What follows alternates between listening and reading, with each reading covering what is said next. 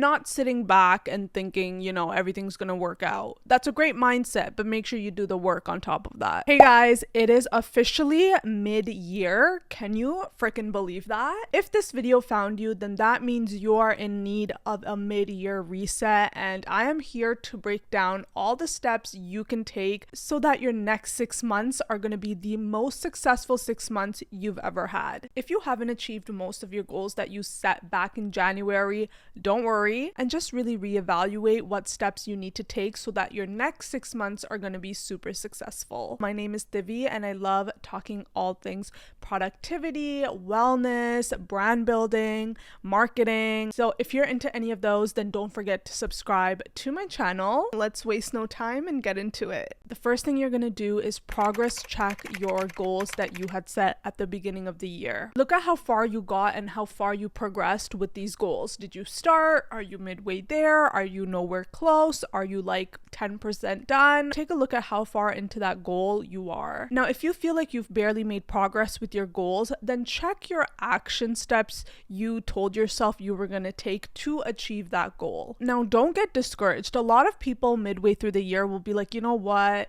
This is not working out. I'm just going to change my goal. I don't want you to do that. That's more so something you can do at the end of the year. Right now, something is clearly missing or something is not in alignment with you taking those action steps. So essentially, your goal isn't the problem. It's your action steps. Maybe it's just too difficult. Maybe it's inconvenient. Whatever it may be, you want to pinpoint that so you're able to change how you get to your goal. Remember, there isn't one straight path when it comes to achieving a goal. There could be many routes that you could take to achieve that goal. Also, for those who are taking the action steps but don't feel like they're progressing with their goals, maybe the action steps are just too small. Maybe you have to push yourself a little bit more. So tweak your action steps and see how that changes the outcome. The second thing I want you guys to focus on for a mid-year reset is your habits. And not just any habits. I'm talking about the micro habits,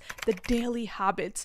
That's really what's going to change your routine and aka change your lifestyle. I believe everyday habits is where we find longevity and success. If you're not setting yourself up for success daily, you will not see the bigger picture. You will not succeed. Examples are you getting in your sleep? Are you eating right? Are you making sure that you're going and exercising your body so you have mental clarity? Do you have things in place that keep your mental health in check? I personally love using a habit tracker to track my everyday routine. It just keeps me accountable, and I feel like I'm actually taking accountability for all the habits I said I would do for myself. I do have a digital habit tracker, so if you guys want that, then definitely check it out. I'll link everything down below. Now, the third thing I want you guys to focus on while doing a mid-year reset is creating systems. I want you to start scheduling, planning, organizing your schedule, blocking off times where you are doing one task. This is one quote I always go by, which is, if you fail to plan, you plan to fail. Typically, when we're unorganized and we're not hitting goals, we don't have systems in place. You're probably a busy person already as is. You probably have a 9-to-5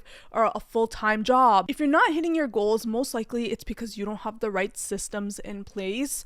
I believe that all of you guys are probably busy on some level, whether you have a 9-to-5, whether you're a mother, whether you already have a business. So you already have your schedule full as is. And so you really need to make sure that you figure out what system works for you.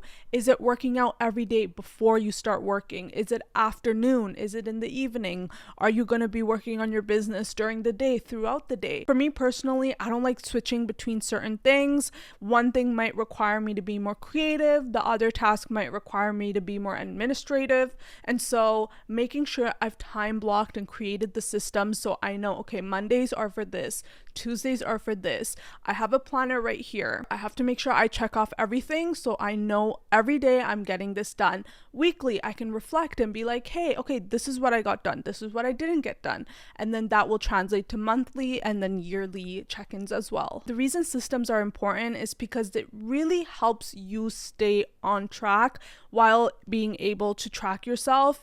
And this will allow you to see what works, what you enjoy, what you don't enjoy, what things you just don't like doing together, what things cause confusion. For example, if I'm filming in the day and I have to switch over to an admin task,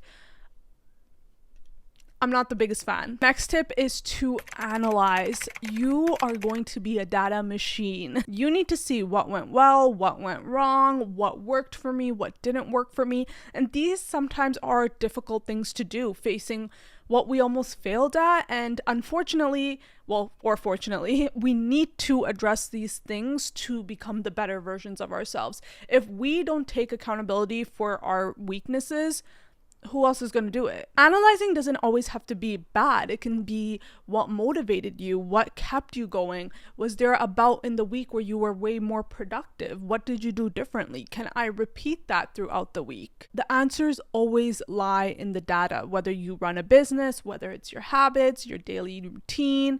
Everything is always in the data. So look back and see, okay, in the last 6 months, what was each month giving? What was going on? And that should help you come up with a framework that's going to work for the next 6 months. Remember, the goal is achieving our goals for the next 6 months, not feeling comfortable or putting it aside and, just not addressing it. At the end of the day, you click this video so you want your life to change. So make sure you guys follow these steps. You want to make sure you repeat what works, eliminate what doesn't work. An example of this is there was a time I was super busy with my business, and so I really did not have energy to work out. And I noticed when I would weightlift, I really did not have much energy. But if I did cardio, and high intensity cardio, I was able to keep working.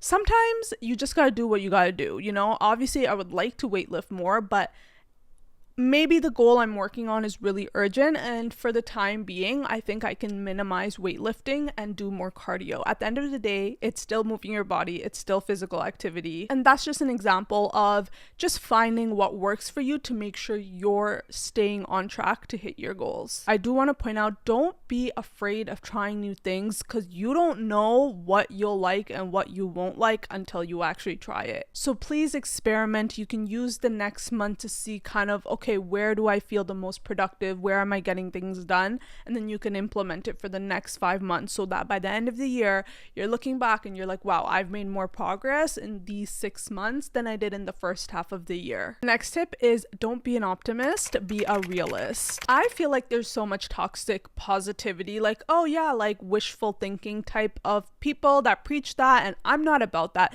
Of course, you want to be positive to maintain a healthy mindset, but I don't really believe in like that toxic positivity where if you just sit and be positive, things will work out.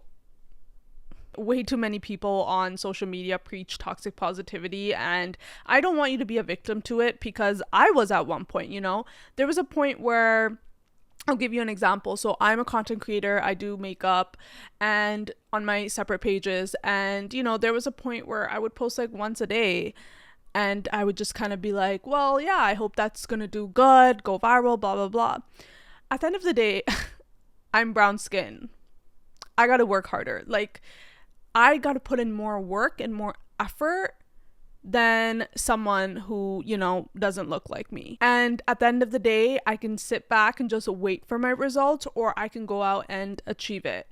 And this is just an example of being realistic. Goals, systems, analytics, that's what's going to move the needle for you, not sitting back and thinking, everything's going to work out. That's a great mindset, but make sure you do the work on top of that. When I check back in with you at the end of the year, you want your life to change, not just, hoped that it did. All right, those are some of my tips on how you can change your second half of the year. Let me know in the comments what you guys will be working on. I want this to be a space where we uplift each other and support each other. I will also leave a comment and let you guys know. Actually, I'm actually going to be vlogging and doing a little like mid-year reset vlog, so you guys will see my personal goals and what I'm working on. But yeah, this is a moment of reset, and I am wishing everyone all the success, and I will see you guys in my next video.